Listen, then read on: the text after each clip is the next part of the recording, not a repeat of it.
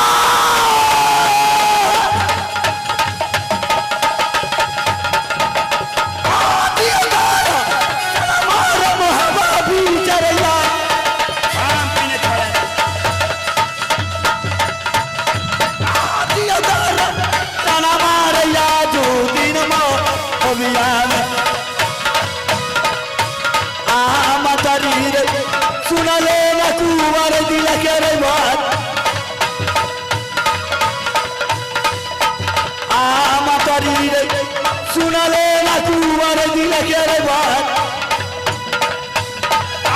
यही कैसा मैया रे या जो दिल में बने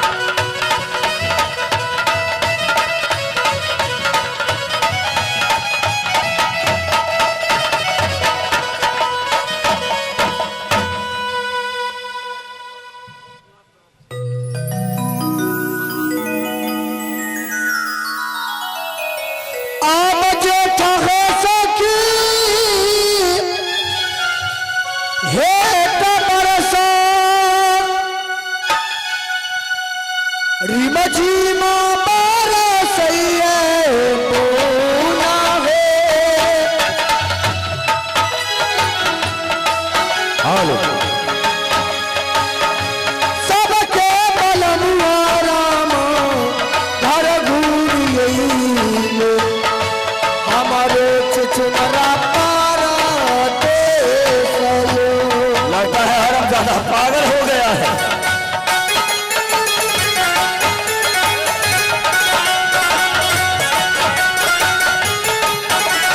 हाले हाले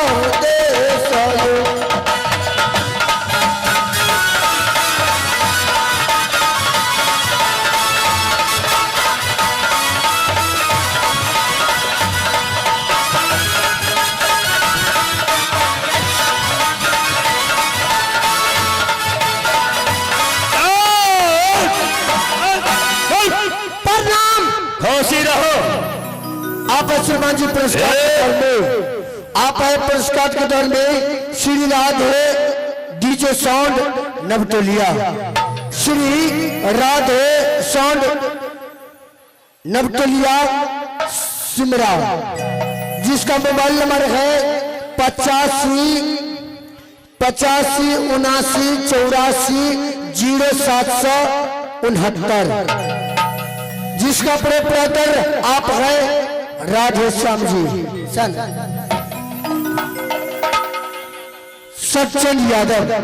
सज्जन यादव ग्राम नवतोलिया ग्राम सौवा नवतोलिया, इनके तरफ से पूरे 501 रुपया हमारी कंपनी एवं कलाकार को 1 लाख मालिक। साउंड अच्छा है ना? बहुत बढ़िया। भदौन में अगर ऐसा साउंड रहता, भदौन वाला साउंड के तो नंबर ले लिए। हम हर शादी ब्याह में चाहे 50 लाख रुपया लेते, वो साउंड वाला का हम नंबर ले लेने चाहिए। मंत्री राज दरबार का समाचार सुनाओ, कैसे मेरे छोटा भाई रहता है, कैसे इंदल कुमार, कैसे मेरी महारानी रहती है और कैसे कंचन कुमारी मेरी बेटी रहती है। महाराज आवे में जो लेट भै गया, हम कल चल गए रैया फिल्मा देखे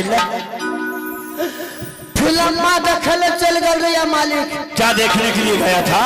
फिल्मा।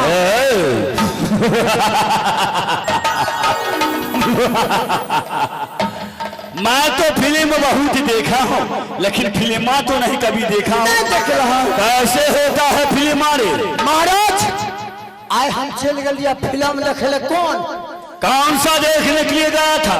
ओ प्रसाद चित्रालय ओल नहीं था, ओल प्रसादी चित्रालय ओल में। अरे ओल बोलता कि हॉल बोलता है? हॉल तो बंद हो गया, विवाह भवन हो गया वो। मालिक वही में जब फिल्म लगा रहा सावन भादो। कौन सा फिल्म लगा था? सावन भादो। अरे पागल, सावन भादो फिल्म लगता है रे? हाँ बढ़िया फिल्म रहे। उसको गाना कौन था? बतबे छिए ना, हम टिकट कटलिया बुझलो, देखलिया एगो एक मटका भूर रहे। क्या चीज में? ओए आगे में। अरे वो टिकट के कटाने वाला रूम था। हाँ वैसे सब को देखलिए खड़े खड़े लाइन से लेते रहे। अरे पागल, हम गलिए लाइन में लग कर के टिकट ले रहा था। अब है सब खड़े खड़े लेते रहे। एत मोटका भूरे में घुसिया एत बड़का तो यतना गोले। अरे वो टिकट ने काट करके अंदर से तुम्हारे हाथ में दिया होगा। हाँ वही टिकट है।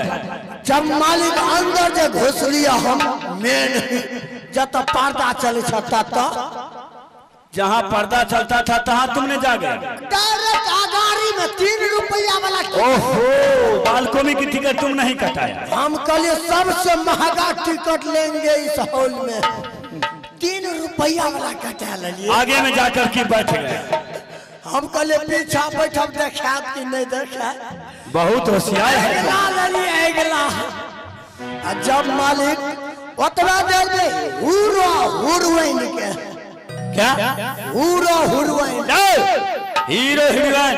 हाँ दोनों के पैर एगो लमसम 110 बरस के कुमार लड़की ओहो टिकट कटा के अंदर में घुस गए। अरे 110 बरस का लड़की जो होगी वो तो बुढ़ी होगी ना? बुढ़ी ने कहा मुंह में दांतों नहीं है। पागल, वो तो बूढ़ हो गई है। हम कहिए मुंह में दांत आवे वाला छे यार। बहुत पागल मालिक ना क्या हम अगारी में ऊपर छाड़ी में हम जब पीछा तक ना कर हमरा। हम कहिए कि मने मन जानू हमरा लाइन मारे से पागल। उसको बहुत इंसान के घेंट झूलता है, उस बीमारी होता है। वो ना करे आंख तक चमका में हम कहिए लाइन मारे छे। हम फिल्म की देखवा में अभी देखा लग लिया। वो बूढ़ी के तुमने देखे लगा? हाँ इतना देर में हीरो हीरोइन के प्यार भे गला। एगो गाना गल का बड़का पहाड़ पर जाकर वो सीन होगा पहाड़ की। और गाना कौन गल का? कौन सा गाना था? कान में झुमका, चाल में झुमका, कमर पे चोटी लगे, कर गया दिल का पुर्जा पुर्जा, लगे 85 झटके होकर रंगी है नसीब जय सिया